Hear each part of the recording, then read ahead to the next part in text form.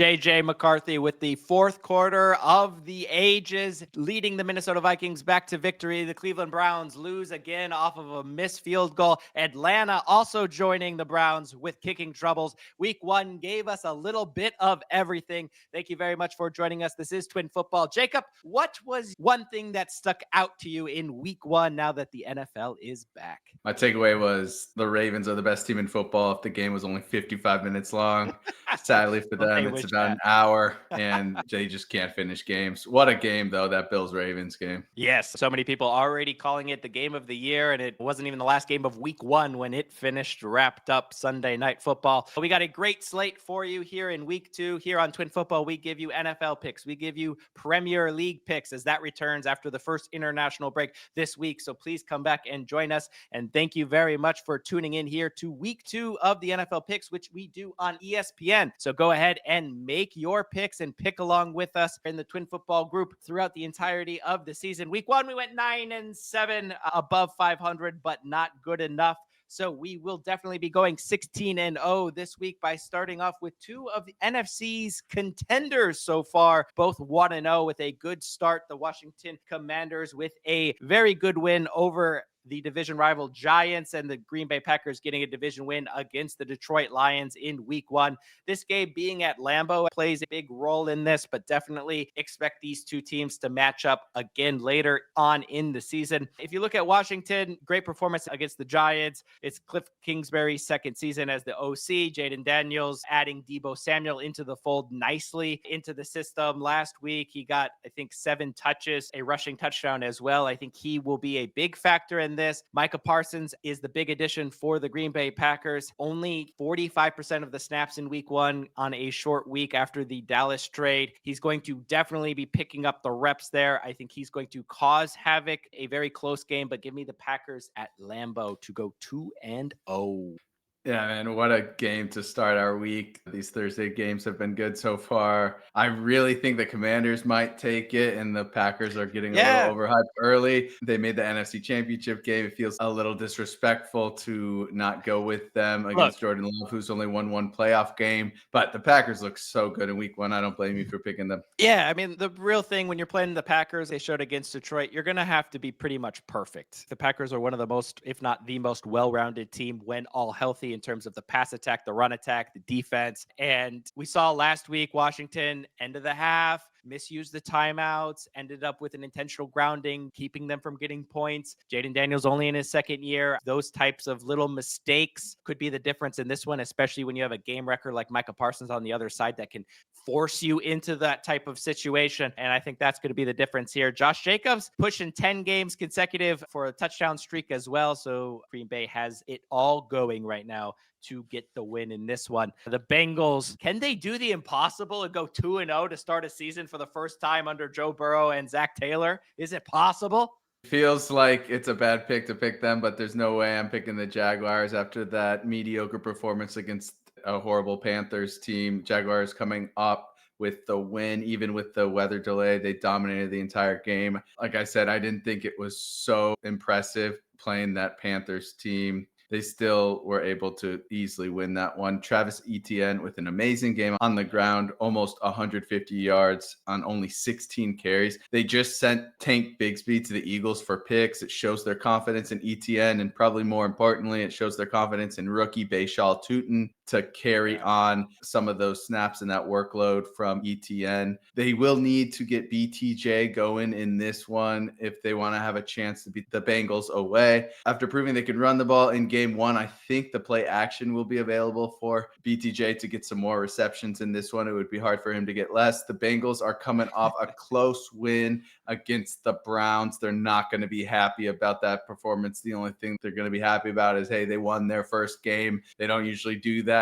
For once, it was their defense who stepped up and not their offense. A late interception on a tipped Joe Flacco pass sealed the game for them. The defense were able to get 2 interceptions in that one. It will give them a lot of confidence to finally start off well when their defense is playing well. You have to think at home their offense is going to rebound, and I am going to pick the Bengals to go 2-0 after starting the last few years 0-2. Fantasy owners definitely will be happy to hear that offense clicking again at home. The Dallas Cowboys, I think, surprised people, not on the offensive, but on the defensive side last week, going pretty much toe-to-toe with the Eagles until that stoppage at about the 4-minute mark in the third quarter for the Thunder delay. And then after that, nobody really scored any points, but they were going toe-to-toe with one of the best offenses in the NFL and keeping them a little bit quiet when it comes to the run game and everything like that. And a big reason for that is because that secondary has improved from last year in terms of just being healthy. Trayvon Diggs came back. He was on a bit of a snap count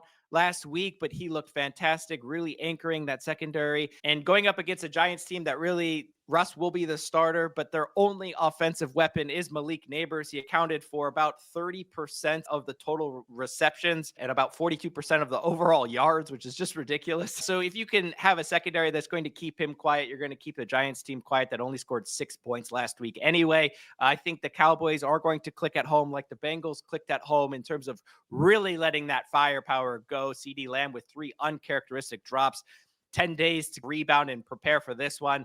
Another division rival. I think the Dallas Cowboys were my surprise team of last week. That offensive line looks fantastic. They will be able to run the ball a little bit. That's just going to open up the pass game even more. Give me the Cowboys comfortably against the Giants at home. Yeah, next up, we got a NFC North showdown. Ex-Lions offensive coordinator Ben Johnson returns to Ford Field for the first time as head coach of divisional rivals, the Chicago Bears. The Bears coming off a tough loss. How many times have we said that? To start off their season against the Vikings, Caleb Williams with a solid game, to be fair, to start his season. He looks even faster than he did last year. The Vikings defense could not catch him once he got out of the pocket.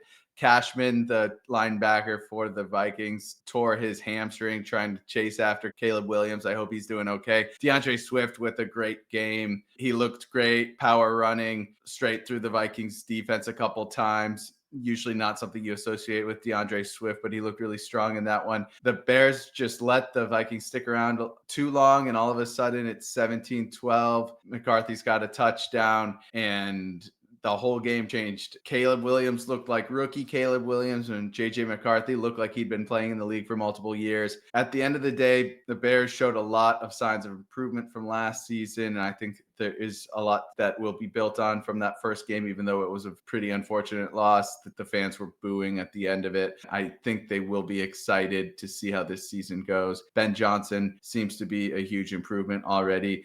The Lions are coming off a bad divisional loss to the Packers. It's hard to not think that the Packers are NFC North favorites going forward after that display. The Lions just couldn't get anything going offensively. Obviously, offensive coordinators matter a lot, and this will be a growing period for them, not having their offensive coordinator or defensive coordinator. They will be happy to be back at home and playing a much easier opponent. I am going to go with the Lions in this one. St. Brown already on his podcast came out and said that they are going to be booing Ben Johnson. We saw them boo Matt Stafford when he came back into the building. I expect the same type of treatment there, and I think that crowd's going to be up for the first home game of the season, and I will agree with you. The Lions will win that one. The first home game of the season and of his NFL career for Cam Ward after a tough loss to the Denver Broncos, but the Tennessee Titans went into Denver against one of the best defenses and really stuck around most of the game. They only mustered 133 total yards and scored 12 points off of that, which is absolutely incredible to get that amount of points on the board with that little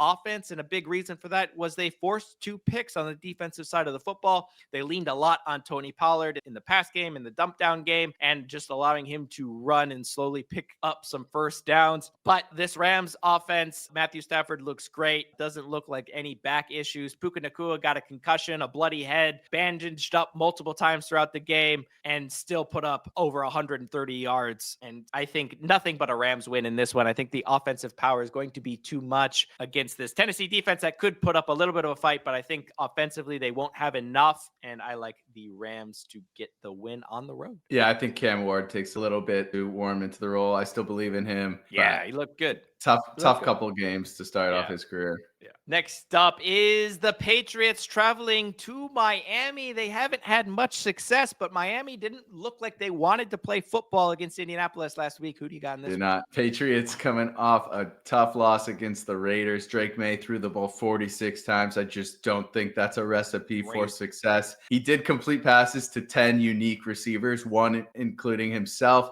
I really think they need to integrate Trevion Henderson and Ramondre Stevenson more into the offense. You just don't want your sophomore quarterback throwing the ball 46 times. Dolphins are coming off an even worse loss against the Colts. One of the biggest surprises of last week was how badly the Colts were able to dominate the Dolphins. I think a lot of people forget, though, how bad the Dolphins have been on the road. Tua is 27-8 at home and just 13-17 away. This has been a theme with this team. They play much better at home. I will give them the benefit of the doubt for now, but it's not looking good. McDaniel will be on the hot seat after that week 1 performance. The defense was bad and the offense was even worse. The offense finally showed some kind of life in the fourth quarter with a consolation TD, but really didn't matter. Tua Tagovailoa with one of his worst, if not his worst performances of his entire career. Tyreek was visibly annoyed the entire game on the sideline in between possessions. He's really showing off his ex-captain skills, keeping his cool when things go badly. I am going to give the Dolphins the win. They're back at home. They're back in Miami. They play so much better there. They're playing a not so good team. I'm going Dolphins one more time. 8 points. 8 points might be enough to beat the Patriots in that one. So a QBR of 2 for Tua last week. If he could just bump that up to a QBR of 5, they'll crack 10 points and probably be enough to get the home win. The Saints looking for a home win at a second attempt this year as they lost to Arizona last week at home and now will take on the 49ers team, who may be without Brock Purdy after a shoulder and toe injury landed him on the injury report. They will definitely be missing George Kittle. He has a hamstring injury. To be honest with you, I think the 49ers against the Saints will have a better chance if Mac Jones comes in because of his running ability. I think he doesn't offer much, but I think he offers a little bit more than Brock Purdy, because I think the only chance the Saints have in this one is from defensive turnovers. Obviously, we know what Cam Jordan can do, but Demario Davis was wreaking havoc against the Arizona Cardinals, coming off that left-hand side from the offensive line perspective, but the right-hand side from the defense perspective. Obviously, he will have a much harder time going against Trent Williams in the 49ers if he goes down that right-hand side, but we'll see if he can find his way to the quarterback some other way and try and force a turnover, because other than that, I don't like this Saints offense very much, even under Kellen Moore. It's going to take some time, but Spencer Rattler is nothing to write home about. I think San Francisco will have enough from turning over Spencer Rattler on their own side of the football from the defensive end. Robert Saleh was fantastic in week 1, a big reason why they got the win in week 1 in Seattle. So give me San Francisco to go 2-0, but not necessarily in a pretty way in the first 2 weeks. But I think that's all you could ask for, right, Jacob? Being 2-0 as San Francisco? Of course. Hey, Brock Purdy can scramble. I don't know what you're talking about with that one. He can run the ball just as good as Mac Jones. I think they'll be fine if Brock Purdy plays, even if he's a little bit knocked up. And the Niners got rid of their biggest issue of the last few years this week. Jake Moody's finally gone. I'm sorry, I feel bad for him, but it had to happen. Having a kicker that can actually kick field goals will be a huge help. He was 12 for 23 in his last 23 field goals. It's just an abysmal record kicking field goals. And I'm glad to see he's gone. It's tough how many injuries they've dealt with the past 2 seasons, and it just continues with the George Kittle injury. So it's going to be a tough one, but yeah, I like the Niners in that one. Next up, we got the Bills taking on the Jets. The Bills coming off an insane comeback win in their home opener against a tough Ravens team. One of the best games I've ever watched. I still can't believe they came back and won that game. It seemed like they were outmatched for most of the game, but to their credit, they were able to stay within striking distance. And at the end, they completely took over the game. Josh Allen with some insane heroics and a little bit of luck with that tipped pass for a TD to Keon Coleman in the back of the end zone. Allen absolutely torched that Ravens secondary in the last 5 minutes of the game. The defense had a hard time stopping the run, but stopped it at the end when the game was on the line. All Lamar Jackson and Derrick Henry needed to do was get 1 first down at the end, and the game would have been over. They elected to punt on about 4th and 3. Some people thought they should have went for it, and no one was stopping Josh Allen at that time. They marched straight down and kicked a field goal with 41-year-old Matt Prater. Keon Coleman potentially emerging as Josh Allen's favorite target. Think it's still Shakir, but Coleman had an amazing game with some clutch receptions. The Jets are coming off a close loss to the Steelers and their ex-QB Aaron Rodgers. Lots of positives, though, to take away from that game. The offense looked way better than most people are expecting. Justin Fields, Breece Hall, and Garrett Wilson all had really strong games. I think there's a lot to build upon with this Jets team. I do think they start off 0-2, though. I don't think I'm going to be picking against the Bills for the foreseeable future after beating arguably the best team in the league in the Ravens. Yeah, it's kind of hard to say that you probably should have lost a game that you scored over 40 points, but Buffalo definitely fits the bill after that week 1 performance. Great moments, but also needing a spectacular comeback to get a win. Definitely one of the best games on the slate, though, after that Jets offensive performance, to see how these two teams will square off. Another sneaky good game for me is Seattle traveling to Pittsburgh. Pittsburgh, obviously, like you mentioned, getting the win in MetLife, in Aaron's return there and his press conference after the game saying that he just loved to stick it to every person in the Jets organization. He was just answering the questions, but still, guy. And one of the best performances. I mean, statistically speaking, the best performance of any quarterback who switched teams on their debut for that team. 4 touchdowns, a bunch of yards, and 30 points with a whole complement of new wide receivers after bringing in DK Metcalf and having a full turnover of George Pickens and all that kind of stuff for the Steelers organization was absolutely fantastic. They welcome in Sam Darnold, who could have won the game last week if he didn't run into his own offensive lineman and fumble the football. Yes, obviously, San Francisco forced that a little bit, but still, they had a chance there late. I don't think they will have much of a chance in this one in Pittsburgh. And the big reason why is over the years, we said the way you beat Pittsburgh is you outrush them. You just make it physical and you are able to outgain them on the ground. That is the recipe to beat the Steelers. Well, last week against the Jets, they only rushed for 53 yards and the Jets rushed for over 150 and the Jets still lost. And the reason why is because that offense is becoming more dynamic with Aaron Rodgers. I do think he takes a step back, but that defense against Sam Darnold and the run game will carry them and take the load off that passing game. They just have so many more ways to beat you now, and I think they will beat Seattle comfortably at home. Next up, we got an AFC North showdown between the Browns and the Ravens. The Browns are coming off a tough loss against the Bengals. Their defense, though, completely shut down Joe Burrow and his 2 star receivers, Jamar Chase and T. Higgins. The offense just couldn't get anything going against a poor Bengals defense. Not the greatest sign. It's way too early, though, to think about replacing Joe Flacco, but has to be a weird dynamic when there are literally 3 other people in the locker room that think they should have your job. The Ravens are coming off a devastating loss against the Bills. They completely dominated, like we said, the first 55 minutes of the game. Derrick Henry looked absolutely unstoppable. At the last 5 minutes, they just completely fell apart. This has been a theme with the Ravens the past few years. They've done this in the fourth quarter an alarming amount. They need to learn how to close out games if they want to start doing things in the playoffs and make a Super Bowl, which we've all expected Lamar Jackson to get to, especially after his 2 MVP seasons.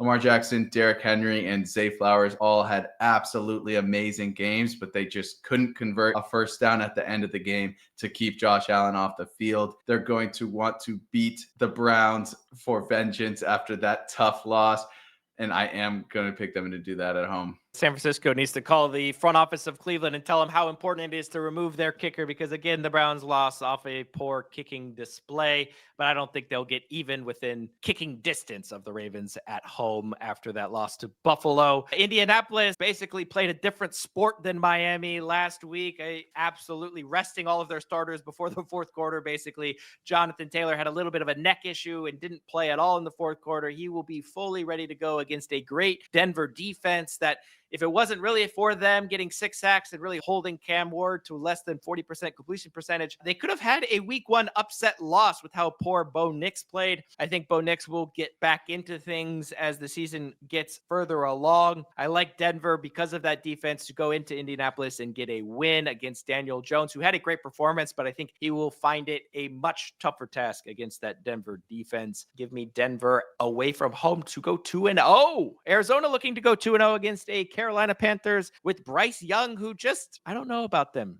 I don't know about Bryce Young. What do you think? I don't know about him either. He's coming off a bad loss against a mediocre Jaguars team. I really don't see Bryce Young starting too many more NFL games in his Ooh. career. They've given him enough time. They've given him chances. He did not look good at all with 2 interceptions. One of them was really poor, but to be fair, the other, his receiver probably should have caught. The 37-year-old red rifle is just waiting for another chance to get in, and I don't think it's going to take that much longer, maybe a few weeks. The Cardinals are coming off a win against a bad Saints team. Kyler Murray had a decent game after reportedly dealing with an illness, so hopefully he's feeling better for this one. It's really hard to judge the Cardinals when they've only played the Saints, but now they're playing the Panthers, and I'm giving them the win. Yeah, it's very tough to properly rate the Cardinals or without that. But the fact that they play New Orleans and Carolina, two probably of the worst teams in the NFC to start, isn't going to help. But Marvin Harrison getting on the board with 2 touchdowns. We'll see if he can get it going again in week 2. Kansas City, after a tough loss in Sao Paulo, Brazil against the Chargers, will now take on the other team they lost to in the last 2 games, which is the Super Bowl champion Philadelphia Eagles, both getting extended rest for this one, having played on Thursday and Friday of last week. We know usually what happens when Andy Reid and Patrick Mahomes get some rest, and that is a Kansas City victory. I thought the Eagles offense sputtered a little bit against Dallas. I think Dallas was more than what people expected. Obviously, the Thunder delay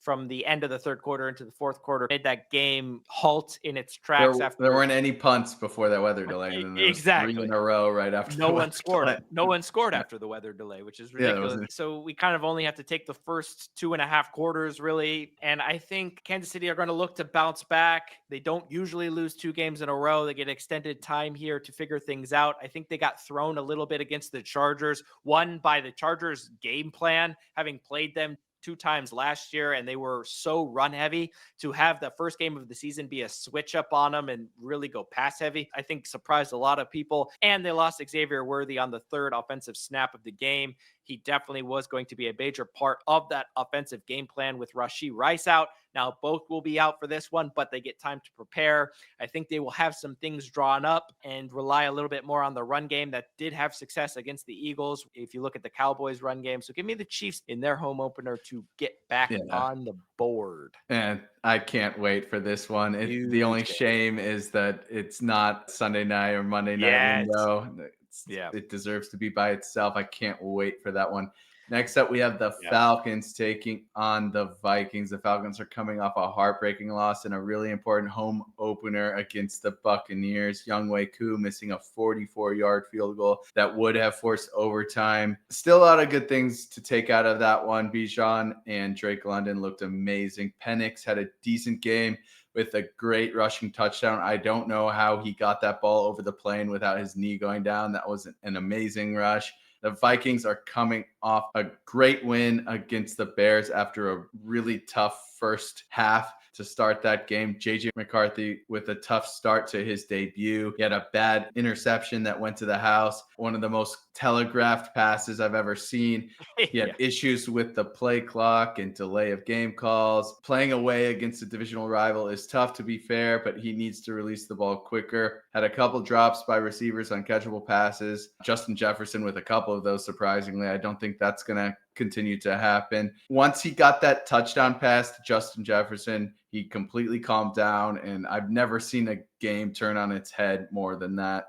McCarthy finally settling into the game, threw another TD and had a nice rushing touchdown. Jordan Mason potentially emerging as the number 1 back on the depth chart, had a really solid game on the ground. Aaron Jones was catching a lot of the balls, though. It's a good 1-2 combo. This is a really tough one to pick. JJ McCarthy only in his 2nd game as an NFL quarterback. I'm going with the Falcons in this one. Ooh, the Falcons to go into Minnesota and get a win. Yes, 2 young quarterbacks again. Always great. I love watching when 2 young quarterbacks are going at each other to see how they both react to the defensive schemes. We know that Brian Flores is going to have a good one for Penix, his first time taking on a defensive coordinator of that level. But I love the Falcons to go into Minnesota and get the win with those offensive weapons that they have. The Texans are going to look to beat the team that beat them, that beat the Falcons last week in the Tampa Tampa Bay Buccaneers. Tampa Bay finally beating Atlanta after being swept last year. But the team that's always swept Tampa Bay is the Houston Texans. The Texans haven't lost to Tampa Bay since 2003 when the Bucs were coming off of their Super Bowl win. Not only that, CJ Stroud, last time he took on the Tampa Bay Buccaneers was his rookie year, and really what was his major coming out party as he went 30 for 42 for 470 yards passing and count them, 5 touchdowns. That offensive line was not very helpful last week. A big reason why that offensive stuttered against the Rams, but I think they'll get some time. They'll get some time to put it together. Week 2, always better than week 1. Nico Collins will be back on the board. Give me the Texans to keep the winning streak alive against Tampa Bay and get the win at home. I like it. Next up for the second Monday game is the Los Angeles Chargers taking on the Raiders. Chargers are coming off a super solid win against the Chiefs. Jim Harbaugh starting off the game, throwing the ball 5 times in a row was absolutely hilarious. Justin Herbert looked amazing with 300 plus yards in the air and 3 touchdowns. Rookie Omarion Hampton had a tough NFL debut, but it was a tough matchup against a good Chiefs rush defense. I think he showed some good signs to be a starting running back in the league. The Raiders are coming off a win against the Patriots. Geno Smith looked decent in his Raiders debut. Ashton Genty with just 2 yards per carry, but he did find the end zone, so he'll be happy about that. Young superstar tight end Brock Bowers left the game with a knee injury. It looks like it was mostly precautionary, but we'll have to keep an eye on that. Geno Smith has already found him a few times, and he looks to be a great safety blanket as he warms into his role as the quarterback for the Raiders. I have to go Chargers in this one after beating one of the best teams in the world. And taking control of that division with a win here, as these two teams currently sit atop the division with Denver. But it's possible with the Kansas City Chiefs loss for the Chargers to be 2 games up on them in the division with already having secured a win. A huge game Monday night. They will know the Philadelphia result before they kick off here Monday night in Las Vegas. But there you have it. All of our 16 picks. You really don't need to watch the games because we gave you all 16 winners here in week 2. But if you think we got any wrong, please go ahead and pick along with us on ESPN. Make your account. Join our Twin Football group. Thank you very much for joining us. And remember, enjoy the football.